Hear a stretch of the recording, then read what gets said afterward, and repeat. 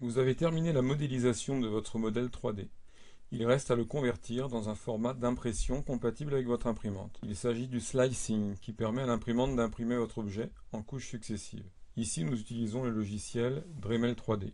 Commençons par charger notre modélisation 3D au format STL.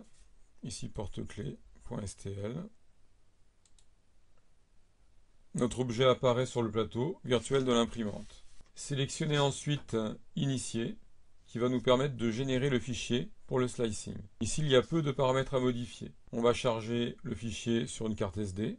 Ensuite, vous avez le choix entre trois qualités d'impression, trois résolutions. La qualité basse, dans ce cas-là, les couches d'impression seront assez épaisses et le résultat sera assez grossier.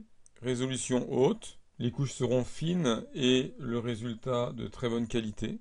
Et enfin, le résultat standard, qui est un bon compromis entre les deux. Nous pouvons choisir ce format-là.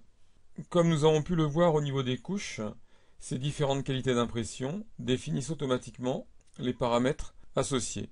L'épaisseur des couches, mais également le remplissage. Pour une résolution basse, 15%, standard 25% et haut 35%. 25% est un bon compromis.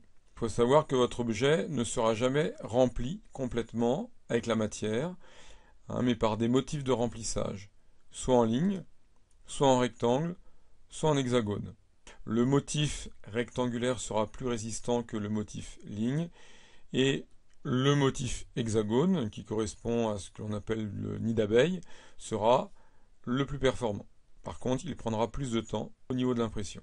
Mon rectangle ici peut être un bon compromis. Les autres paramètres sont pour info la vitesse, la température et la mise en marche du ventilateur ou pas. Il est vivement conseillé de ne pas modifier ces trois catégories de paramètres. Voilà, il ne reste plus qu'à générer le fichier et le stocker sur la carte SD. OK. Ici, nous sommes sur la carte SD, le porte-clés, on enregistre.